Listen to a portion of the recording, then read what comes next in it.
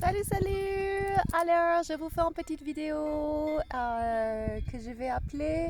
Je vous montre en même temps le paysage qui est grandiose, magnifiquement magnifique, merveilleusement divin.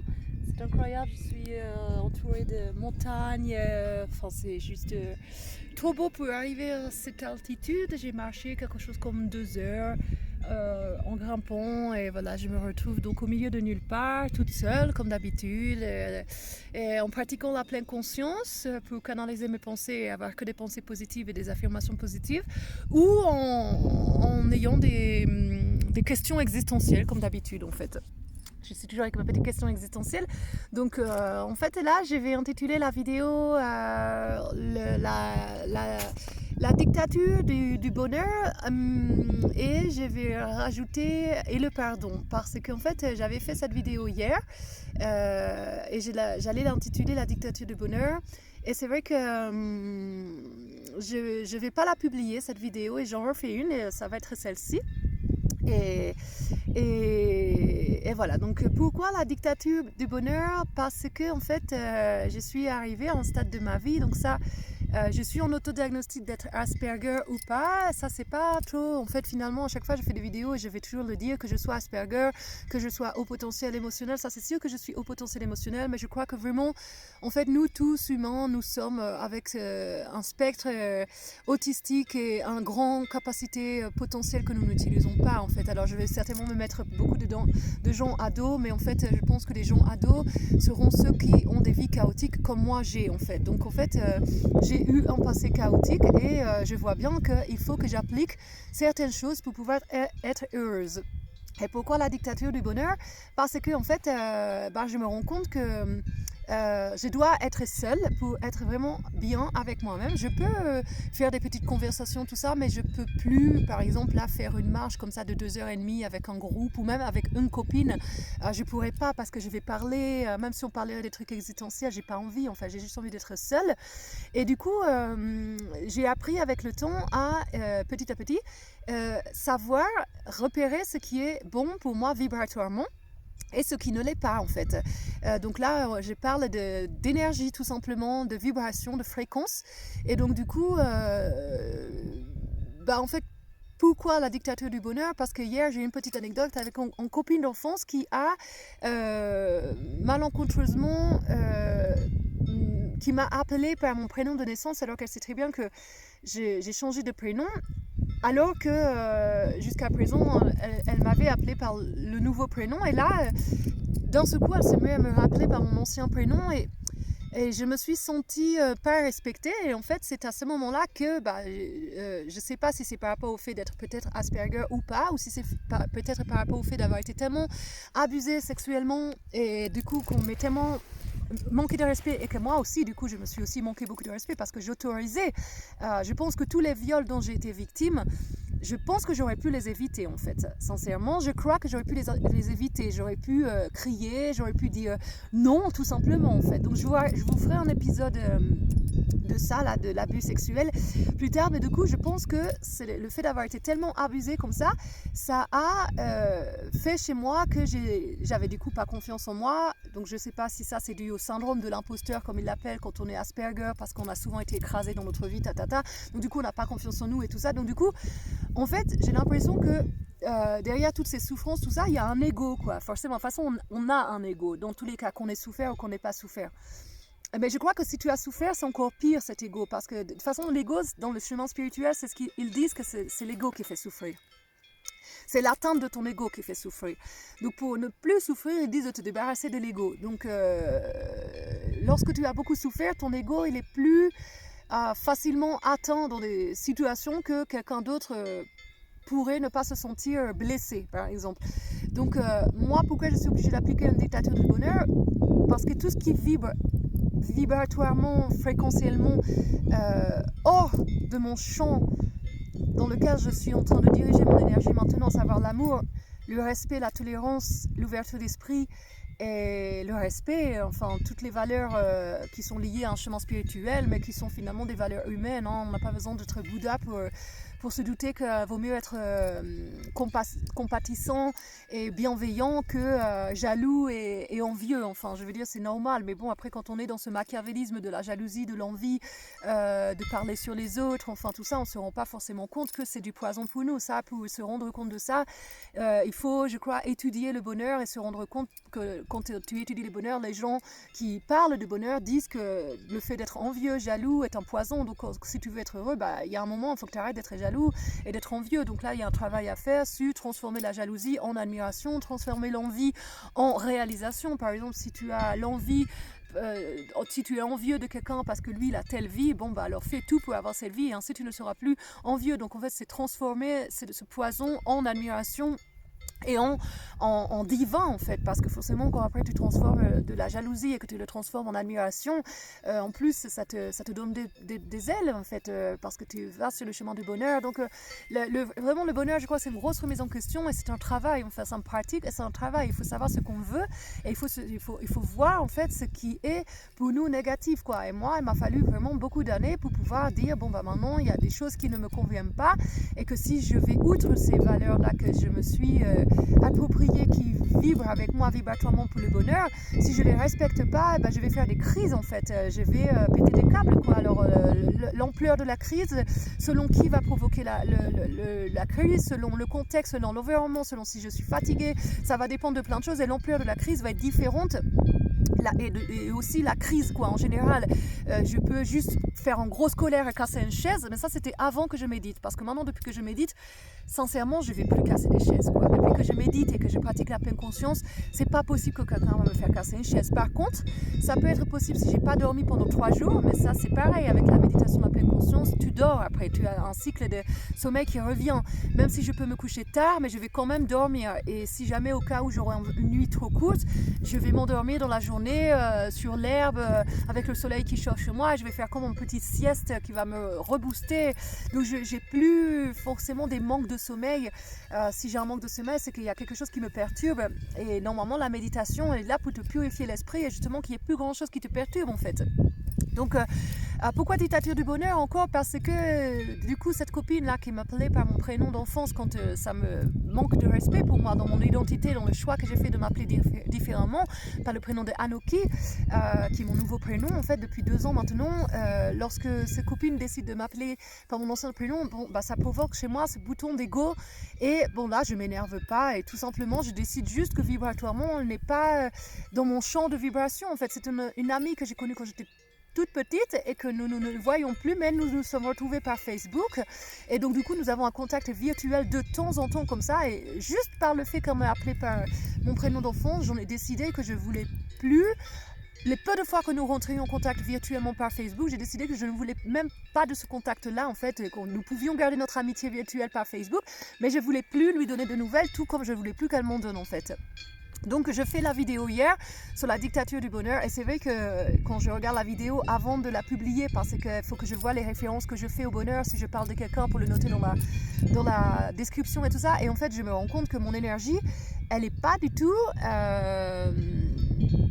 agréable en fait, enfin je suis dans malgré que je suis en train d'appliquer quelque chose que je sais que c'est bon pour moi, ce n'est pas les meilleures énergies en fait, je sais pas comment expliquer, c'est-à-dire que je n'ai pas trouvé que c'était agréable de regarder cette vidéo, malgré qu'il y avait de bonnes idées par rapport à ça, la dictature du bonheur, surtout que du coup quand j'ai fini la vidéo, j'ai eu la motivation et l'inspiration pour laisser un message vocal à cette fille, à cette copine d'enfance, et lui expliquer mon ressenti et lui dire que je me suis pas du tout sentie respectée dans mon identité lorsqu'elle a décidé de m'appeler par mon prénom d'enfance, et que du coup j'ai préféré ne plus la voir et que je lui dis c'est peut-être super strict et super extrémiste, mais je suis obligée pour me protéger parce qu'on m'a tellement fait de mal que j'ai besoin maintenant d'avoir que du bon autour de moi, et quand j'ai pas de bon, c'est vraiment quand quelque chose, j'ai pas le choix, mais cette copine d'enfant, j'ai le choix de décider qu'elle reste ou pas dans ma vie en fait. Donc je lui explique ça et je lui dis, je lui souhaite le meilleur et tout ça.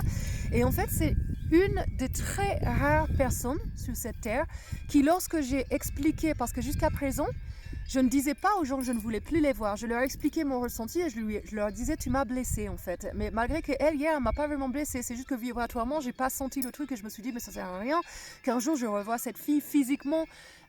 Puisque nous avons maintenant qu'un contact virtuel, mais c'est vrai que des fois on serait curieux de revoir les personnes 20 ans plus tard. En fait là c'est même plus que 20 ans, ça serait pratiquement 30 ans plus tard.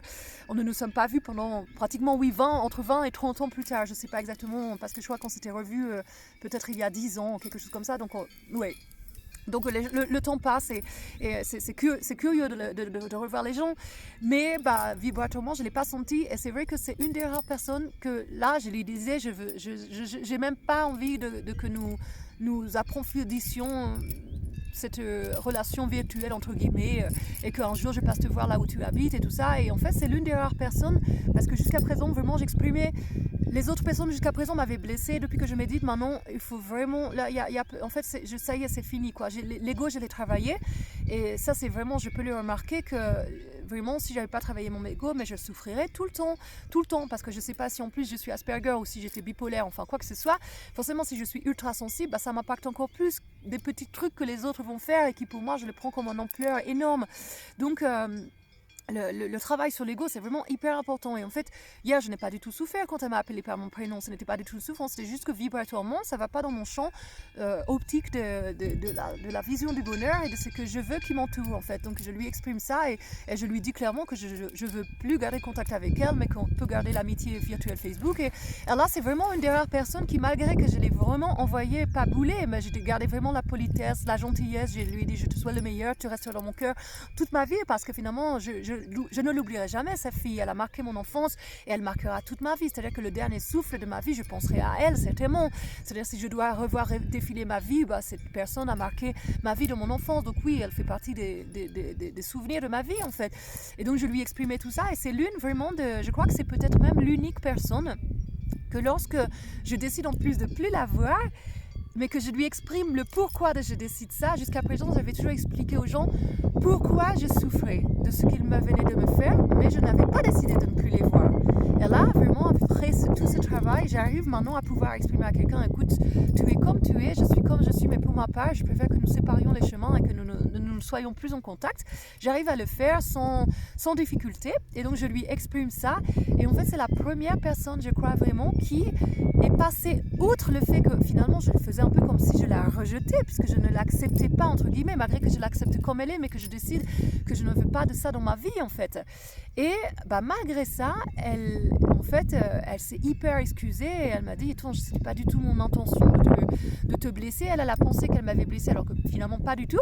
Mais ce que je veux dire, qu'elle a rabaissé complètement son ego. Et donc face à ça, donc la vidéo que j'avais fait juste avant sur la dictature du bonheur, où j'ai expliqué que j'étais obligée d'être intransigeante avec moi-même pour pouvoir me protéger et pour éviter qu'on me remette des coups de poignard, parce que je suis pas superwoman. J'ai beau pratiquer la pleine conscience et tout ça, quand j'ai des idées de suicide qui me viennent, parce que je sais pas si c'est le fait d'être Asperger, bipolaire, ou parce que mon frère s'est suicidé en septembre, enfin j'en sais rien, ou parce que je suis en autodiagnostic de Asperger, j'en sais rien, mais je suis très sensible et je peux, si je voulais faire un drame de ma vie et vraiment me suicider, parce que je dis que j'ai rien réussi, parce que je suis toujours toute seule, exclue de la société, j'ai pas de travail, ceci, cela, et je peux faire un grand drame de ma vie.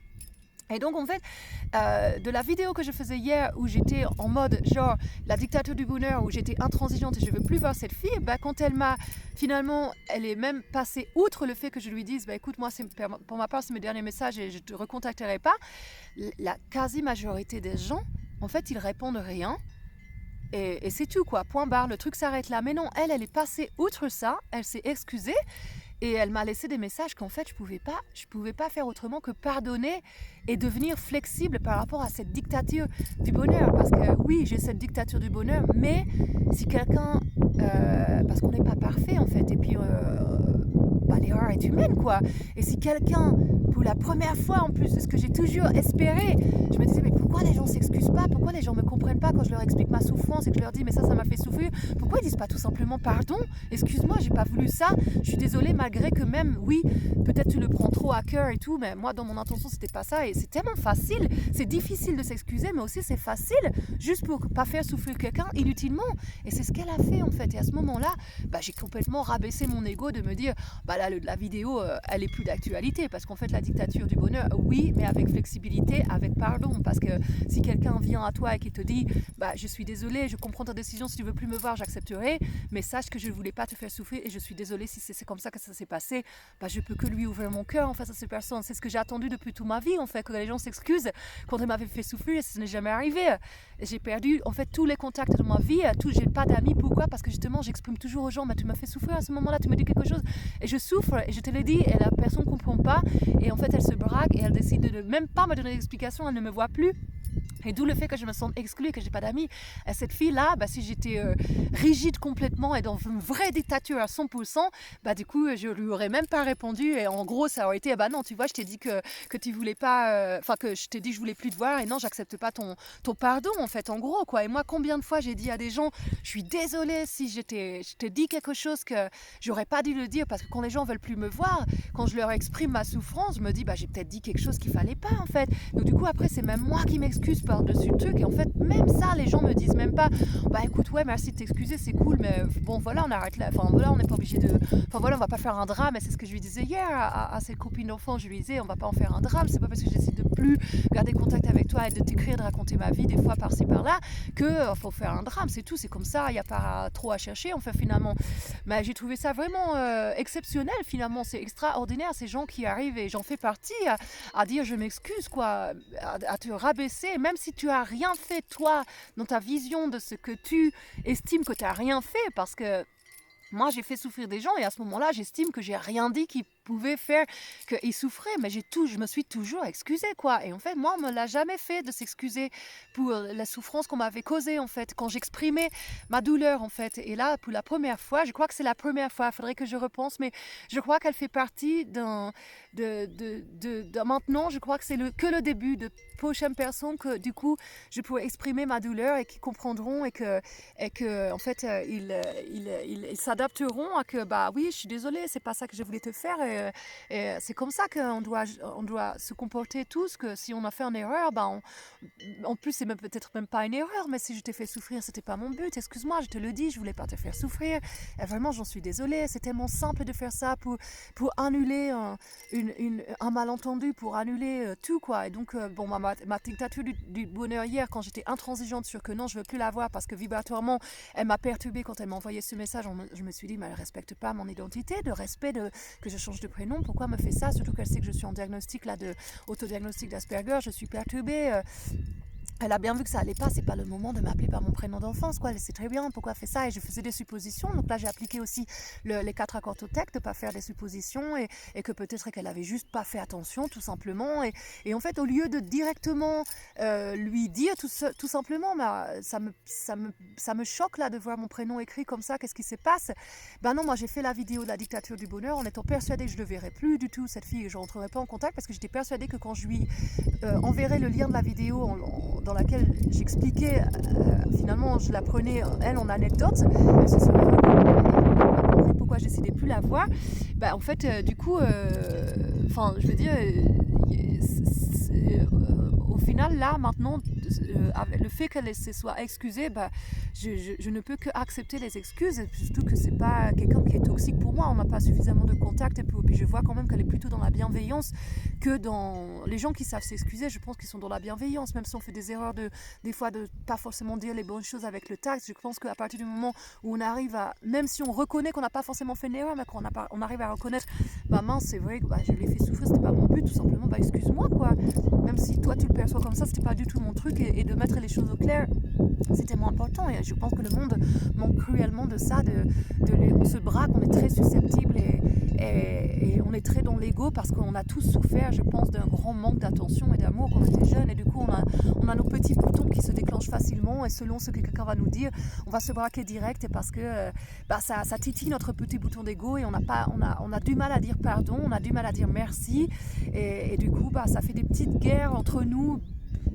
inutiles complètement, quand on voit qu'il y a suffisamment de guerres qui sont contrôlées par des gouvernements. Entre nous, on n'a pas de contrôle de ces guerres au-dessus de nous qui nous dit faites la guerre entre vous, ces deux humains quoi. Donc on a une grande chance d'être libre et de pouvoir s'aimer entre nous terriens, quoi. Et si on n'arrive pas à le faire, nous, à notre petit niveau, mais forcément qu'il y a encore des guerres contrôlées par des gouvernements et qu'on n'arrive pas à leur dire non à ces guerres, parce que forcément, quoi, si déjà nous, à notre petit niveau, on n'arrive pas à équilibrer les harmonies et les fréquences en rabaissant notre ego et en disant à quelqu'un, bah, je suis désolée, je voulais pas te faire souffrir, tout simplement, excuse-moi, quoi. C'est tellement simple en fait, mais c'est tellement difficile à faire en fait. Il faut vraiment rabaisser l'ego et il faut que les deux fassent le pas de dire bah, je t'accepte comme t'es, j'accepte tes excuses et j'accepte aussi que toi tu aies pensé que j'ai voulu te faire du mal alors que non. Enfin, il faut vraiment qu'il y ait une grande ouverture d'esprit et de cœur dans ces moments-là. Donc voilà, bah, je vais arrêter sur ces belles paroles parce que je pense que c'est suffisant. Je crois que vous voyez aussi le beau décor et je pense que voilà, je dis ce qu'il fallait dire et je préfère mon énergie de maintenant. Je pense que quand je vais visionner la vidéo avant de la publier, j'ai fait référence aux 4 accords Toltec et puis peut-être encore autre chose, mais de toute façon je mettrai toujours les playlists qui m'inspirent toute cette parce que je l'avais lu, hein, qu'il fallait exprimer ses sentiments. Tu peux pas garder elle m'a fait ci, elle m'a fait ça, et puis en fait rien dire et puis par exemple voir cette personne alors que vibratoirement ça marche pas. Au moins comme ça quand tu exprimes, bah en fait tu te rends compte que tout était un truc mental, ou tu peux très bien te rendre compte que par exemple selon la réaction qu'elle aurait eu cette fille, par exemple si elle avait décidé de ne pas me répondre, bah là c'est sûr qu'on se verrait plus et puis j'aurais vraiment considéré que vibratoirement on n'avait rien à imaginer d'un futur éventuel, que par exemple je passe dans sa région et que j'aille la visiter par exemple, ou qu'elle retourne dans la mienne et que nous nous retrouvions l'espace d'une heure pour boire un thé